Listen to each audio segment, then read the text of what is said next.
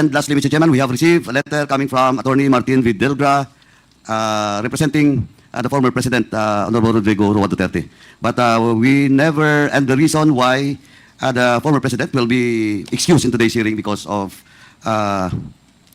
he needs more rest. He's currently not feeling well and is need of much rest. So, Mr. Chairman, first and foremost, there is no an authority coming from the former President that he will be represented by Attorney Martin V. Delgra. And at the same time, no medical certificate confirming that indeed the former President will be excused in today's hearing because of his medical situation. If I may, Your Honor, as we all know, the former President is already old and has been experiencing, based on media reports, has been sick lately and has actually had his medical checkup, I believe. And I think, in deference to the former President, I think we should afford him the courtesy that is due to him by not requiring him to submit to this committee a medical certificate. Let us give him that extension of our courtesy to him being the former President, and his intention to appear before this committee in the subsequent hearings that we will schedule. So, if I may, Your Honor, let us not pursue the submission of medical certificate from the former President. But Mr. Chairman, under our rules, no, malinaw po, tradition, all resource persons being invited in every hearing, especially in inquiry in legislation, we need for him to explain. And the issue here, Mr. Chairman, of course, Attorney Martin Delgra sent us a letter representing the President, former President, but without an authority coming from the former President. Perhaps that And was just... Mr. Chairman, we have our internal rules. I know, Your Honor. And but, in fact, during the previous hearings, in fact, during the hearing on public on dangerous drugs, twice we excused Attorney Fortun, representing supposedly Michael Yang, without any authority from Michael Yang. And then, in fact, he presented us authority coming from his office to the corporation being listed. Well, Your Honor, if I may, we're not. This representation is not asking for the former President not to be excused in not following strictly the rules of the House. What I am asking for, Your Honor, is the request that we should not ask or demand a medical certification coming from the former President, because we all know that he has reached an age of a fragile age. Therefore, maybe we can grant that exception to the former President. Sir Chairman, point of information. May I be allowed? With the indulgence of Yes, Congressman Paduano, what is the point of because information? I haven't read yet. No, I wanted to be clarified on something about the letter that was sent to us by the former President. Was it included in the letter that he is sick right now, or he need more rest in order to be a part of this? No, I believe, Your Honor, that the lawyer clearly stated in that letter that he needs rest. And the Chairman Paduano is asking for If a the medical Chair certificate. will allow me to read in toto, no, part of that letter. He is currently not feeling well and is in need of much rest. But Mr. Chairman, once again, let me, first thing first, since no authority coming from the former President to be represented by Attorney Martin Delgra, they have to produce. The committee should direct the former President to issue an authority for Mr. Attorney Martin Delgra, for him to be represented by this attorney.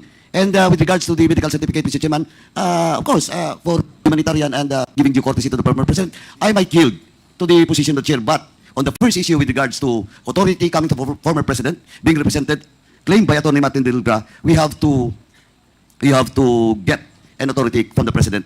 Yes, Attorney Martin Delgra will represent him on the next hearing. Thank you, Mr. Chairman. I believe that it was just perhaps an oversight, no, from the part of the lawyer, because clearly in this letter, he is representing the former President, and information as to the health of the former President was also stated in this letter. Therefore, I believe that he has the imprimatur coming from the former President. That's the reason why maybe he wrote this letter. So, Mr. Chairman, lastly, Mr. Chairman, with the indulgence of Congressman Flores, of course, let me again stress, Mr. Chairman, this is our tradition and under our rules. And if we do it, if we done it, in regards to Attorney Fortun, a top-notch lawyer, and we excuse Attorney Fortun for not producing any substantial document that was given authority from Michael Yang. What's the difference between Attorney Martin Delgra and in the case of the former President? well, And I think, Mr. Chairman, kung talaga po, the former President give an authority to Attorney Martin Delgra, then they wrote us a letter. The former President should send us a letter that indeed he's authorizing Attorney Martin Delgado to represent him. 1 minute suspension.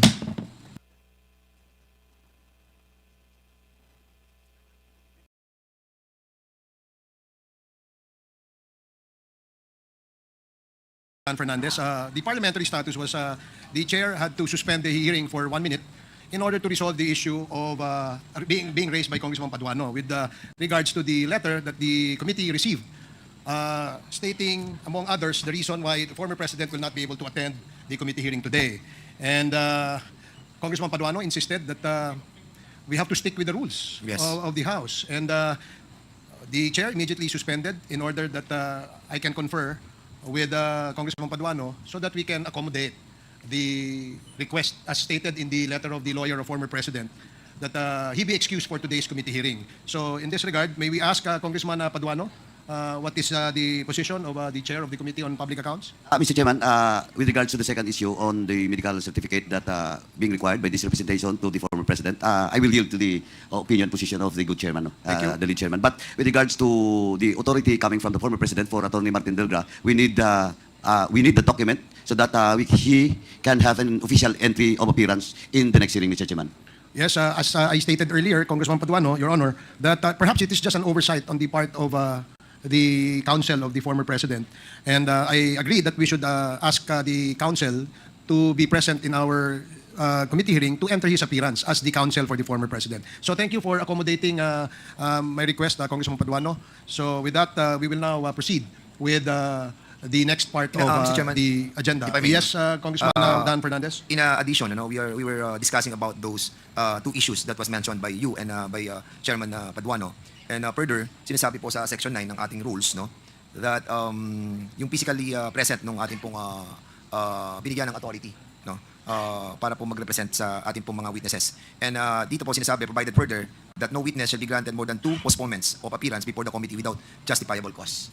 With that, Mr. Chairman, we have to apply the rules of this committee to all or none at all. Thank you so much, Mr. Chairman. Thank you for that manifestation, Congressman Fernandez. Mr. Chair. Mr. Chair, Yes, Congressman Abante.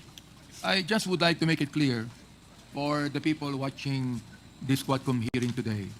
Are we giving special treatment to a witness just because he is the former president? Or just like what Congressman Fernandez said, that this applies to all? Well, I beg to disagree, Your Honor, that we are giving special treatment. What I am saying and stating for the record that we extend the courtesy due to a former president.